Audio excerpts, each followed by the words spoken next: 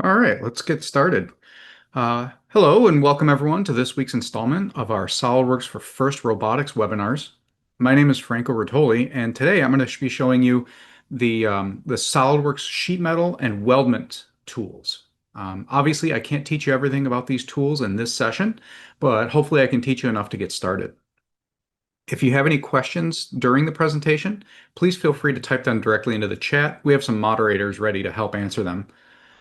I'll also be sharing some really great links at the end of the presentation where you can access a ton of great learning content for you, for your students, and your FIRST teams. But first, just a little bit about me. As I said, my name is Franco Rotoli. I'm a learning experience expert on the SOLIDWORKS training team. I've been using SOLIDWORKS for over 23 years. I started out as an applications engineer and instructor for a SOLIDWORKS reseller in Western New York. I then worked out in industry as an engineer slash designer slash CAD administrator before settling into my current role here at SOLIDWORKS. So in essence, I've been sharing my passion for SOLIDWORKS my entire career.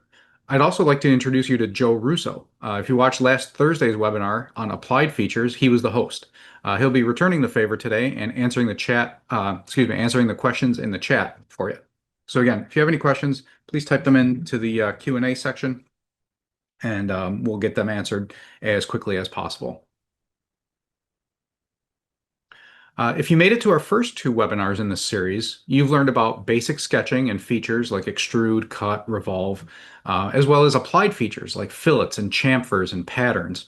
If you missed either of them, the recordings will be available. They'll be available in late August, early September, and we'll publish where those are available at that time.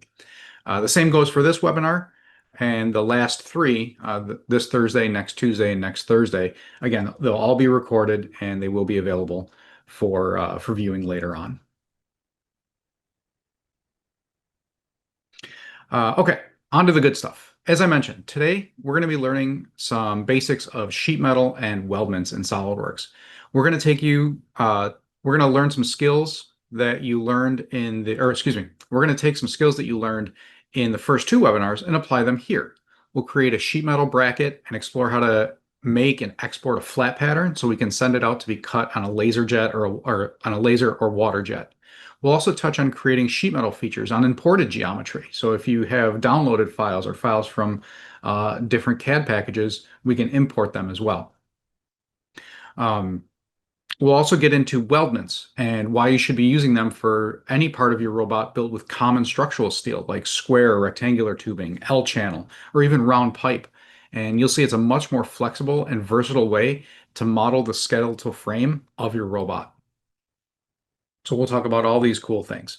On to the good stuff. Let's jump into SolidWorks and get started.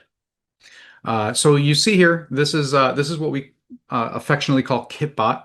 This is the starting platform for the 2025 FRC competition called Reefscape, and again, it's just a basic platform. So what we're going to do is if we take a look at the base here, a lot of the base frame is made with sheet metal members. And what we'll do is we're going to recreate this front member here. I'll call it the drawing of it. You can see the drawing here. And what we're going to do is we're going to recreate this using, again, sketches like we learned in the first session and sheet metal features. So let's start a new part in SolidWorks in millimeters. And I'll start a sketch on my front plane. Grab my line tool. And using cursor feedback, I'll start at the origin and I'll just sketch the basic outline of this bracket. Looks something like that. I hit escape to drop the line tool and I'll grab my smart dimension tool from the command manager. And we'll dimension these based on that drawing. This bottom flange is 35 millimeters by 85 tall, and this top one is 54 millimeters. Okay, now in the first webinar, Dave showed you that we create closed profiles, right? So if I want to make this a closed profile, I could sketch the thickness wall here and then come back around and go all the way around. But with sheet metal, you don't actually have to do that. It's really nice. You can see this is a fully defined sketch. There's no blue in it. And if I go to my sheet metal tab on my command manager, and if you don't see this when you get back to your SolidWorks, you just right click and under the tabs, you can customize your command manager and show your sheet metal and for later on, Weldments. So on the sheet metal tab, we have a bunch of tools that are available to us. They're all grayed out now because we don't have any sheet metal features yet. So what we'll do is I'll grab the base flange tab feature, which is similar to the extrude feature in our regular features toolbar. And you can see it starts off looking very similar to an extrude. In the property manager here, we can have a blind extrusion. In this case, my length is 673 millimeters, so I'll just type that in and get the preview here. If I zoom into where my sketch is, though, you can see that SOLIDWORKS already gave me a thickness because this is a thin, an open profile, and I clicked my sheet metal tools. It knows that the sketch has to have a consistent thickness. Okay, moving down on my property manager here, we can see that this is a little bit more involved than the extrude dialog. We have sheet metal gauges and use gauge table. What a gauge table is, and a bunch of them come pre-installed with SOLIDWORKS, it's an Excel file that has predefined gauges for your sheet metal, commonly used sheet metal gauges, and as well as their thicknesses, and what available bend radii are available per thickness. And this has to do with what machine you have, you know, what kind of press brake, what kind of process you're using. But the cool part is if you know this information, you can limit what people do in this dialogue here so that you can, you can manufacture this part. So these, a bunch of these come pre-installed with SOLIDWORKS, and obviously you can make your own. We're not going to use a gauge table. This is a pretty simple part, and I'm just going to put in the numbers. So this is a 3 millimeter part. We're going to click reverse direction because the dimensions that we know are the outside dimensions. If the dimensions were the inside direction, I could keep the material on the outside, but we'll put the material inside. And I can also specify a bend radius. Okay, we'll leave this at 0.76 millimeters because that's what the drawing called out. You can also change the bend allowance here. Bend allowance, for those of you that aren't familiar with sheet metal, bend allowance is how the material reacts when it's being bent. And different processes and different materials, different bend radii, all change how the material is stretched or compressed under bend. Typically, a K factor of 0.5 is kind of a generic way to do it, but changing this to a more accurate representation of what's going on is going to give you a more accurate flat pattern. And we'll talk about flat patterns in a minute. Also under auto relief, this is how the bends interact with one another because you do need to cut out, in sheet metal, you do cut out where bends meet and relieve the bends and the stress that get induced there. We'll just leave this as a rectangular bend, rectangular auto relief. Click OK, and it creates our sheet metal part. Now you might say, this looks very similar to an extrusion, and you're right, it does look very similar to an extrusion. But let's take a look at our feature manager tree.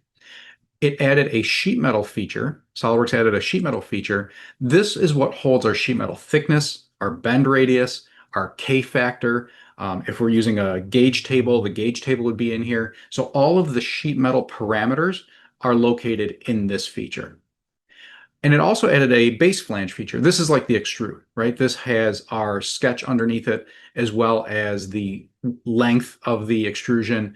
And it also has a couple features called base bends. We'll talk about those later on. It also added a flat pattern, which is suppressed currently. A flat pattern, what that does is on our sheet metal toolbar, we can choose the flatten button, and it'll automatically show us what this part looks like before it's bent. Again, taking into account that K factor and giving us the right depth. We'll study the flat pattern a little bit later as well. But that's not all. That's not the only way to create sheet metal features in SOLIDWORKS. We can see now that we've started sheet metal features our entire toolbar became active. We have all these separate tools to create more sheet metal features. I'm just going to touch on a few of them, again, because we're under a time constraint. The next one I want to talk about is the edge flange. So what I just showed was a sketched feature, right? Like our first webinar. I created a sketch and I essentially extruded it a depth. This, the edge flange, is more of an applied feature because I don't necessarily have to sketch. So I click on edge flange, and all I have to do is click on an edge, and you can see I can just move my mouse before I drop this flange. I can move my mouse and I can give it any sort of depth. If I click on a vertex, for example, I can also link it to the length of this flange. Kind of cool. I don't have to sketch. I don't have to do anything. And here we can change the radius. We can change a bunch of different things. I can change the angle. If I didn't want this to be a 90-degree angle, I can change it right from here. In this case, I do want it to be a 90-degree angle. And down here under flange position, I can change where the flange is located. So right now it's set to material outside. If it's critical for me for this thing to fit into something, I would probably want material inside. I could also change it to bend outside. So the entire bend starts where I clicked the edge. I'm going to leave it here because I don't want to interfere with anything else that might go into this. So I'm going to leave this on bend outside. Click OK, and it adds our flange. Pretty cool, pretty easy. If I click on my flat pattern again, we can see that now it updated the flat pattern to include that flange. The flat pattern also has a sketch involved in it. And the sketch, this gives us our bounding box. And our bounding box tells us the size of the blank material that we need to start off with. If I just measure this really quick, we can see that it's 166 millimeters tall, so probably 170 millimeters stock, and 726, maybe 800 millimeter stock. Whatever. I'm not done yet. So, but this constantly updates. The more features you add, this sketch is going to update automatically to give you your starting stock sizes. Okay, the next feature I'm going to show is more for safety, right? Sheet metal, if you've ever worked with sheet metal, you know sheet metal is sharp. And especially if we're working in FIRST Robotics, we're working with kids, sometimes it is important to round off these edges, right? And we round off these edges with things called hems, okay? And a hem is basically, you can see the previews down here, it's basically rolling these edges. And again, just like the edge flange, all I have to do is click on an edge. If I click on the bottom edge, the hem will go down. If I click on the top edge, the hem will roll up. Okay, so we're going to click on this bottom edge here, and I have 4 different ways that I can create this hem. I can either, I can make it flat like this, just a bend or a round like so, a teardrop, or a rolled. And I can change the angle in here. I can change a bunch of the parameters for all of these. I can change the radius, et cetera, et cetera. Okay. I'm just going to pick some values here, and I'll roll that edge. I'll roll this outside edge and this inside edge as well.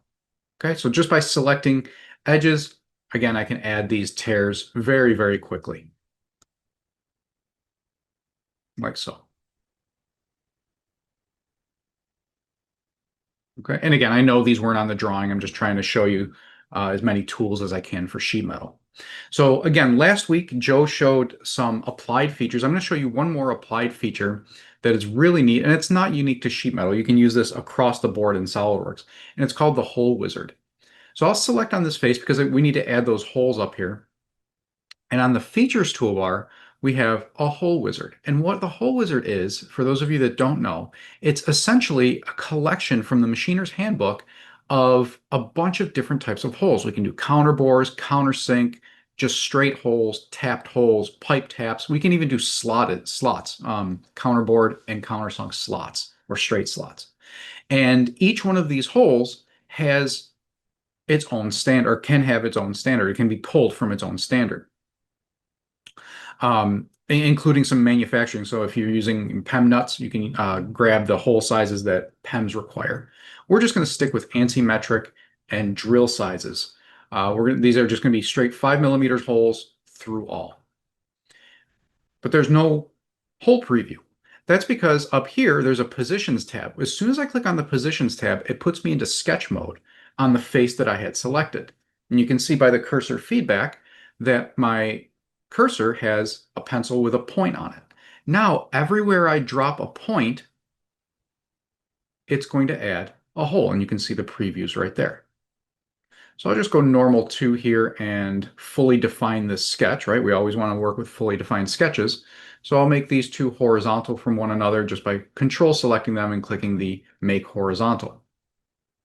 Grab my Smart Dimension tool and dimension these, again, based on the drawing. This is 6 millimeters from the edge,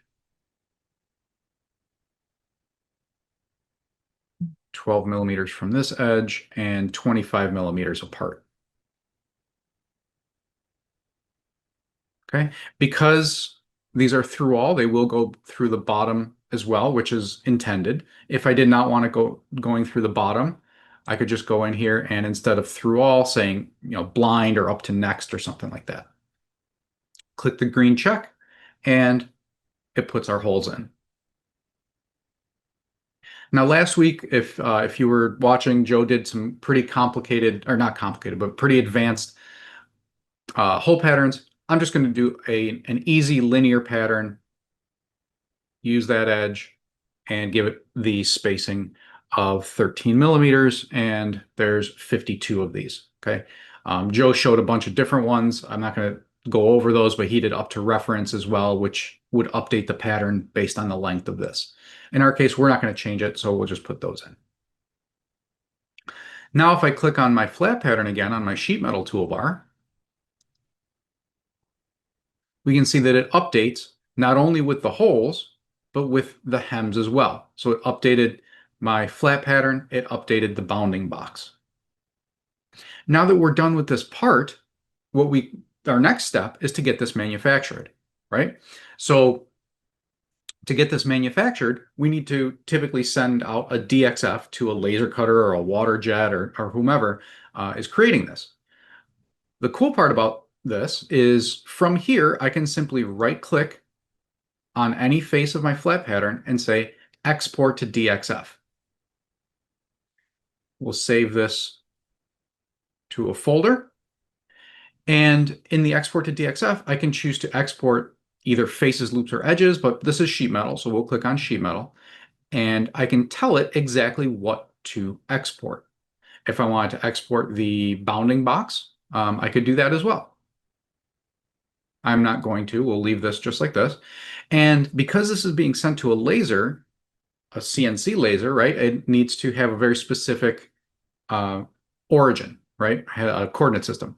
So what I'll do is I'll make the origin of the coordinate system here in the lower left of the bounding box and make sure that my Z is going in the up direction. So I'll choose under X axis, we'll choose this edge. Y axis, we'll choose one of these edges. Make sure they're going in the right direction by choosing the reverse direction here. There we go.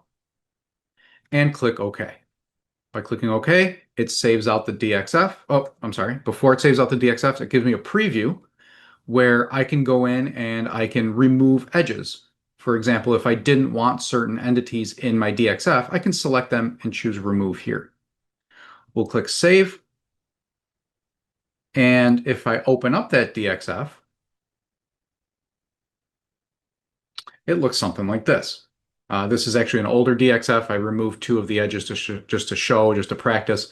But you can see I removed those 2 edges and it did not show them here. So again, this is the DXF file. I can send this out to the laser and have it cut, and it would cut all the holes and everything like that. Very, very simple. Only a handful of clicks in SolidWorks to get from 3D model out to your manufacturing.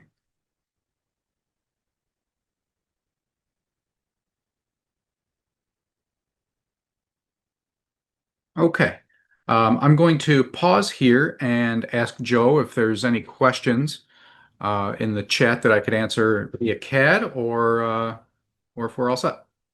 So there have been some questions about the recordings and about the vouchers. I've been answering those, but there is one CAD question for you. Okay. It goes, I was wondering how can I view the total dimensions of a sheet to know how much material I need? Okay. I guess that I'm assuming that means for here what size stock to use. So again, this is the bounding box. And what I did on the evaluate toolbar, you can use the measure tool and you can measure this sketch, right? So here it's 737 millimeters. You can also, in the properties, you can add bounding box in here, and you can actually add a custom property to export or to tell you what the bounding box properties are. This bounding box is under your flat pattern, so you can select this and you can edit this sketch, or you can't edit the sketch, but you can take a look at the sketch. You can show it, but really measure is the best way to do that. So use your measure tool in SolidWorks to measure that. Okay, thank you. Yep. Another one, where do you find the DXF tool? Okay, so again, I right-clicked on the flat pattern and export to DXF. That's the fastest way to do it. There's a bunch of different ways to do it. You can do file save as, things like that. The fastest way to do it from a flat pattern is just right-click on the face and say export to DXF. Okay. And then last one for this section, and then I'll answer some by typing in a moment. Does SolidWorks, and this one might be beyond the scope of our webinar, does SolidWorks have a tool or add-on that allows me to view all my parts, flat sheets, and organize them in space to distribute them before sending them to be cut? Yes, you can actually, if you do an assembly, that is beyond the scope of this. But yes, we can organize things onto a sheet and then move them around. But again, that's well beyond. I don't have enough sheet metal parts created to show that. But yes, we can do that. Okay, why don't we go back to the presentation and I'll type some answers to some of the other questions here. And Okay, next time we stop, I might have some more for you, Franco. great. Thanks, Joe. Okay, so that is the sheet metal. That's creating a sheet metal part. Okay. If we go back to the subassembly, we can see that we have other sheet metal components in here. And I'm just going to open this one up in its own window. And we can see this is very clearly a sheet metal part, right? It has a consistent thickness, it has bends, and et cetera, et cetera.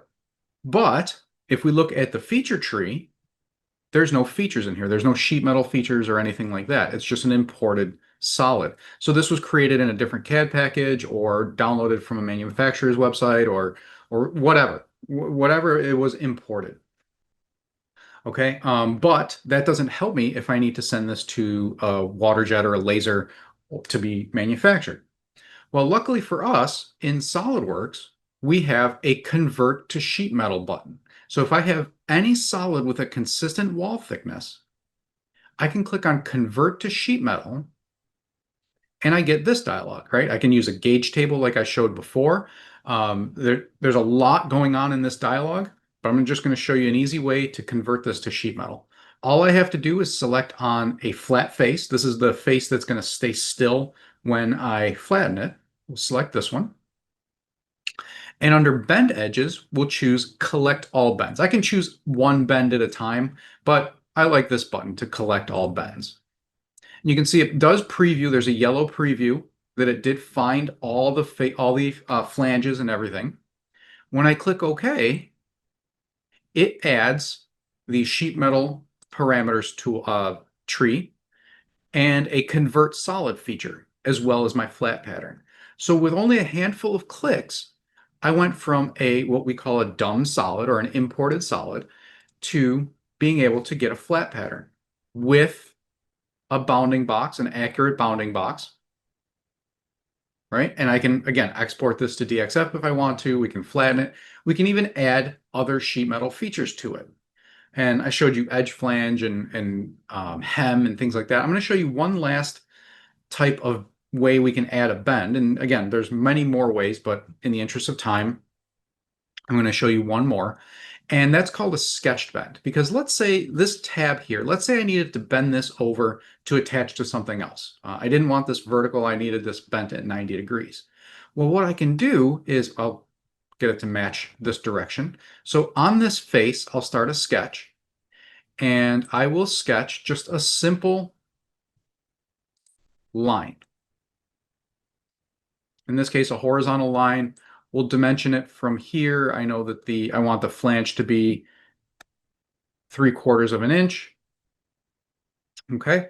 And on my sheet metal toolbar, I will choose sketched bend. Okay. And that basically, you can see the preview here. It's going to bend this part as if this line were on a press brake. We'll choose sketched bend. Not a very complicated dialogue, which is nice. I just have to tell it what my fixed face is. So again, what face is not going to move when we bend this. And I'll just click over here. You see it adds a dot. And we can see that it previews the bend. Look at that. I have 4 options for where my bend goes with reference to this line. I can do here where it's centered on the bend. I can do material inside, so that the line is on the outside of the bend. We can see that right there. We can do material outside or bend outside. And you can see how it's changing the position of this bend. We'll do material inside. Actually, we'll do center line. And I can change the angle here. If I didn't want it to be 90 degrees, I can obviously change the angle here. We'll click OK. And you can see that it bent that tab like I needed it to. Okay, when I flatten it, it has the bend lines in here as well. Okay, in this case, it didn't need to update the bounding box.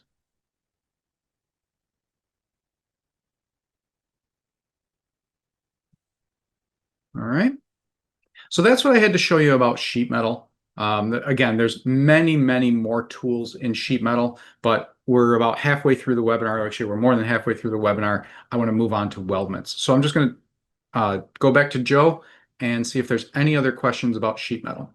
Just one at this point. It says, tell me more about K-factor. Okay, that's a little outside the scope of this webinar, but again, so K-factor, what it is it just talks about how the metal stretches when you bend it. Okay, how it stretches and compresses. Basically, it will different K factors. So K factor just says where the neutral plane is, where there's no stretch or compression in your sheet metal part. A K factor of 0.5, I went into the wrong dialogue, but a K factor of 0.5 would mean that it's 50% down down the middle of the thickness of the part. A K factor of 20.25 would be 25%, etc. Again, if you're familiar with the sheet metal industry, then there's different types of bend allowances. There's K factor, there's bend allowance, bend deduction, and things like that. You can Google, to be honest, Google K factor or bend deduction, bend allowance, and there is pages upon pages upon pages of exactly what the calculations are for all of those things. I'll also put the link to the help file for K-factor in the answer. Okay, thank you. Yes, because the help file in SolidWorks actually has quite a few really good drawings to show you and illustrations to show you how K factor is calculated or how bend allowance is calculated. Okay, I think we're good to go on to Weldments. I'll answer the other questions by typing. Great, thank you. All right, so if we go back to the top level assembly,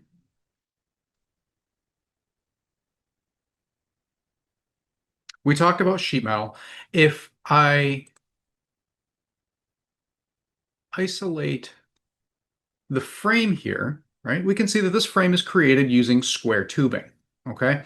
If I open up one of these square tubes in its own window and we explore how this was created, it was created just how Joe and or Dave showed you in week 1 and Joe showed you excuse me, last week with some applied features and some extruded features. It's just a straight extrusion.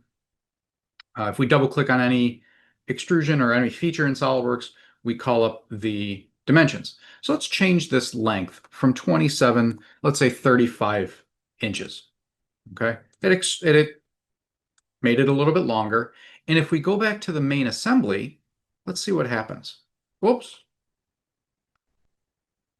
To update the rest of the assembly, I'm going to have to change how I put this assembly together. I'm going to have to change the length of this on its own, this member on its own, and things like that. Maybe change hole positions.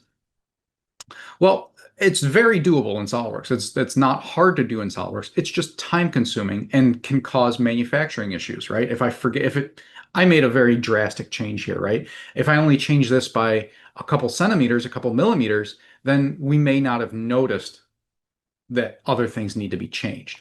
So what I'm going to do and what I'm going to show you is how to create this frame using Weldments. And it's a much more robust way to do it. And there's other advantages as well, which I'll show you.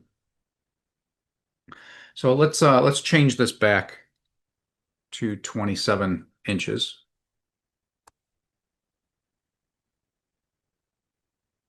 And I'm going to open up a brand new part that I have started.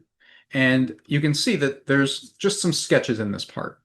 Okay, there's a handful of sketches, a handful of planes, just to save time. Again, I've recreated this. You can see these sketches are the same size, 27 by 17 inches across. Okay, so it's the same size as the other one. And what I'm going to show you is on the Weldments toolbar. And again, if you don't see the Weldments toolbar, just right-click in your command manager, go to Tabs, and turn on the Weldments toolbar. And on the Weldments toolbar, I already have sketches. There's a 3D sketch. You can do 2D or 3D sketches. But there's a tool called the structural member. And what structural members are, and there's a whole library of them that come pre-installed in SolidWorks, or you can create your own. So for example, for this structural member, I created a sharp square tube. And all it is a sketch. If I open up that part, you can see this is the part that I created. It has some configurations. We haven't really talked about configurations too much, but this is all that's in there. Okay, it's a library part. If we have time, I'll show you how to add these to the library. But anyway, so sharp square tube, 1 by 1 by 0.125. And all I have to do now is select sketch entities. And you can see that it actually brings in that sketch that I just showed, and it makes it the same length as that sketch line. And I can go in here and select parallel members, and it'll create all 4 of them. So with 4 clicks, I created those 4 components. And since there's going to be more components with the same size, I can just click New Group here and select these 2. Now, the really, really cool part, and I love this, is if I zoom in, you can see that my sketch goes all the way to this line. That would create an interference in there, right? When I click the green check mark, watch what happens. SolidWorks automatically trims this cross member to this member here. So now my lengths are correct, and that's going to come in handy in a little bit. Okay, we're going to do this one more time. So I'll click structural member again, and I'm going to choose a different structural member. We'll choose a little bit thicker, or excuse me, a little bit thinner profile. And I'll choose these 4 lines. 1, 2, 3, 4. And if we look, it's already done the trimming for me. Okay, and I can choose what the default trim is here. If I want them mitered, I can miter them, going in one direction, the other direction. And each one of these is going to have its own option.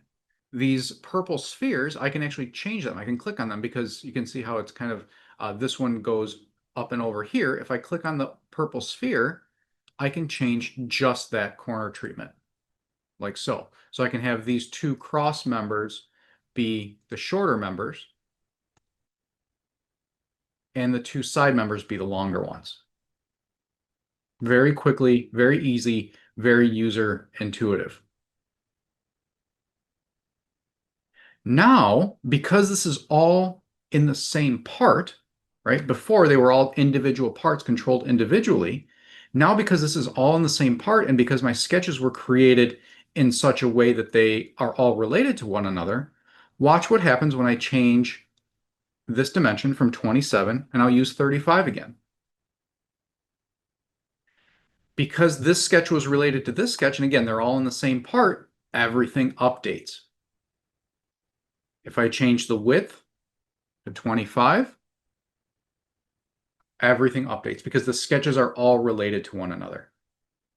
And of course, I could do this with top-down design and assembly. I can do this many different ways. But here, this is all one single part, and it's all related to one another. And it was very, very easy to create that geometry. Okay. Now, I'm not going to lie, I cheated. I already predetermined where all the holes are. So let's just finish adding all these holes just as extrude cuts.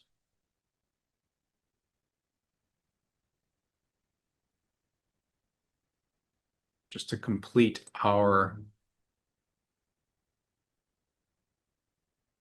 assembly here. And do the back holes this way, like so. Okay, so now we have all of our holes. Now, the next feature I want to show you, the power of Weldments, is creating drawings. So let's go ahead and create a drawing of this Weldment. And I'm not going to choose a title block or anything like that. We'll just very simply create a isometric view here. Okay, and what I can do is, now that the drawing has this part in it, I can add what's called a cut list. And what a cut list is exactly what it sounds like. It's a Weldment cut list, and it shows us all of the components and all of the items that we need to order. Okay, so there's two 1x1 by 125 square tubes for a total length of 685. I'm in millimeters, so it's in millimeters. If I wanted to change this to inches, I can very simply change it to inches here, and it converts in the table. So now I know exactly how much material to order. I know exactly which ones to order. Okay, now this doesn't mean too much because I don't know which one is which here. So what we can do is we can add balloons to this drawing view, and now it labels them. And I can drag these balloons wherever I want to make it a little bit easier to read, a little bit easier to see, etc. Okay, and there's a lot we can do with balloons. We can show you the quantity on the balloons. I can change where the liters are. We can do a lot with the balloons. But again, in the interest of time, I'm not going to spend too much time on that. The last thing I want to show you with drawings, Weldment drawings specifically, is adding a new view. So I can actually call out any single one of these components in its own view by clicking Select Bodies in the Model View dialog. So when I click Select Bodies, it brings me right back into the 3D view. I can pick on this body, hit the green check mark, and I can drop that down. So now on the same sheet, I can detail each one of these components, so I don't have 10 different drawings for this Weldment. And of course, in here, why would I want this particular one? Probably just to dimension, where the holes are. So we'll just add a couple dimensions here. I add the hole dimension. I don't know why that's 0. That's probably not enough decimal places. Oh, because I'm in inches, right? So we'll change that back to millimeters. There we go, 5 millimeters. Okay, and you can go through it. I'm not going to spend too much time dimensioning and detailing out this entire drawing, but you get the idea. I can do this for every single one of the members here and create detail views for each one of the members.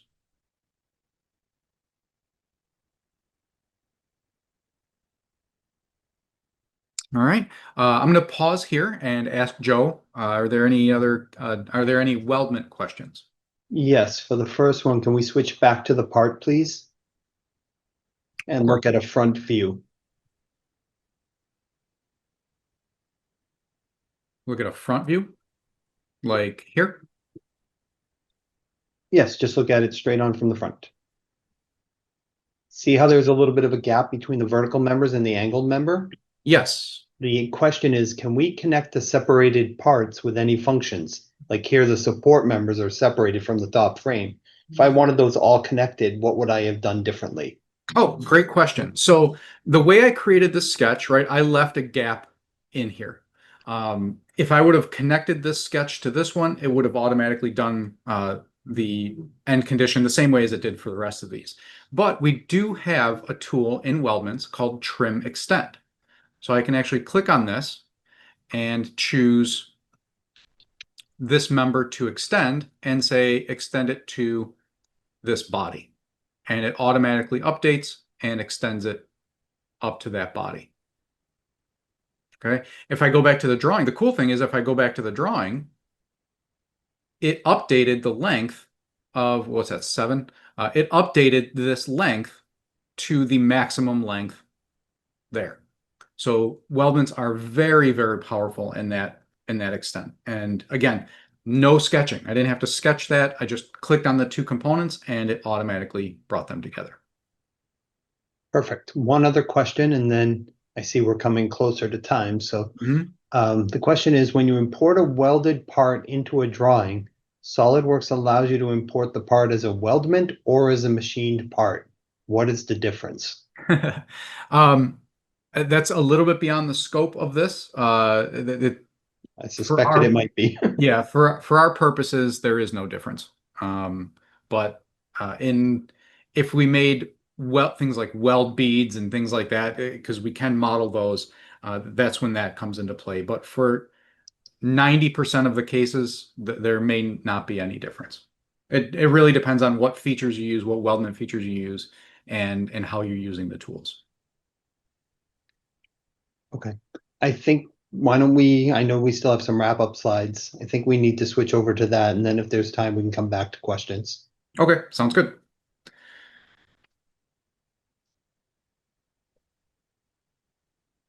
All right. So again, that's what we had for the SolidWorks portion of this. I just have a couple more slides just to give you guys some resources that we at SolidWorks have put together for you. At SolidWorks, we have a ton of great learning resources. And again, we're part of the training team, so obviously we live this day in, day out. At My SolidWorks, and again, there's QR codes. You can scan these QR codes. At My SolidWorks, the first one, we have over 400 lessons organized into over 100 learning paths, including several certification prep courses. So if you're looking to get your CSWA or your CSWP, we do have some preparation courses that you can take to prepare yourself for those. The middle ones, again, more on certifications. The middle QR code, if you Google SolidWorks practice problems, you'll be taken to a page where you can download over 100 practice problems, and there's more on the way to take the CSWA. So speaking of certification, if you want to take the CSWA, there's over 100 practice problems in that one. And then finally, last but not least, if you're a mentor or a teacher, we do offer curriculum you can use in your classrooms. We're really excited about some projects that we recently launched, including like a bridge, a catapult, name tags, and many more. We have full curriculums. There's PowerPoint presentations, there's videos, there's step-by-step in that classroom curriculum. So definitely check that out. So no matter how you like to learn SolidWorks, whether it's tutorials, videos, or classroom materials, we have resources for you. And then finally, because this is a FIRST Robotics webinar, I want to take a moment to highlight the FIRST Robotics page on solidworks.com. There's a lot of great information and resources for you to use SolidWorks with your FIRST Robotics team.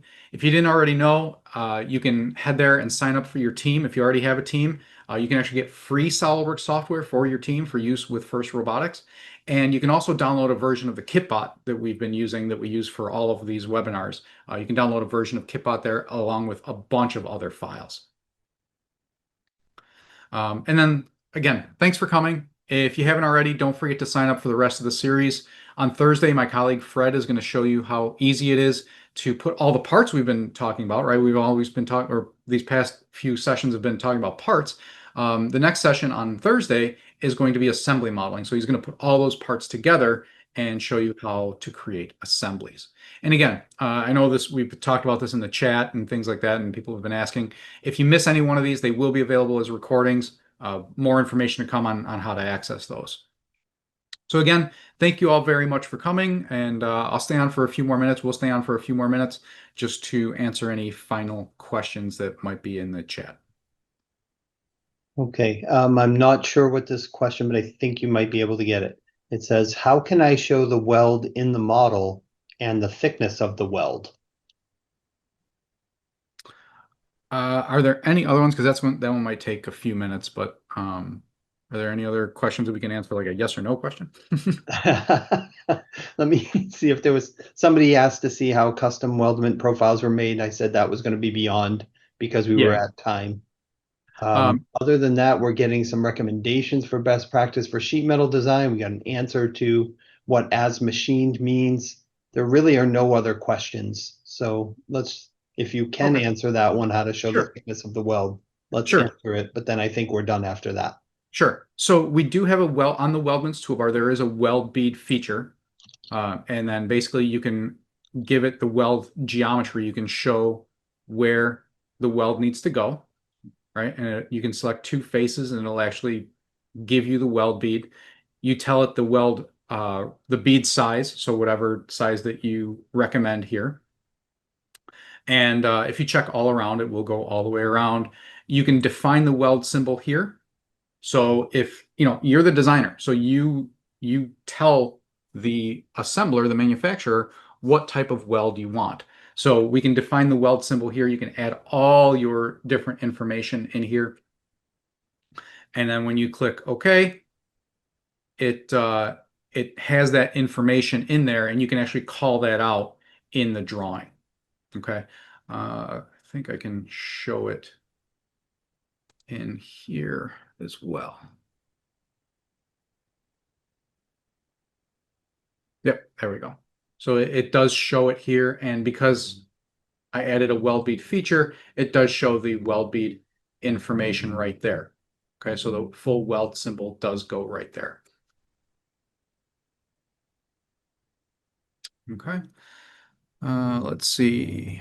I think that's a good place to end, to be honest, Franco. That we're getting more questions about the certificates, but I already answered a bunch of those. And then there were some best practices recommendations. I think this is a good time to wrap. Okay, yep, that sounds good. We're a little over time, but thank you again all for coming. I really appreciate it. We really appreciate it. And stay tuned for the next webinar on Thursday at 12 o'clock Eastern. Thanks again for coming, and have a great day. Thank you, everyone.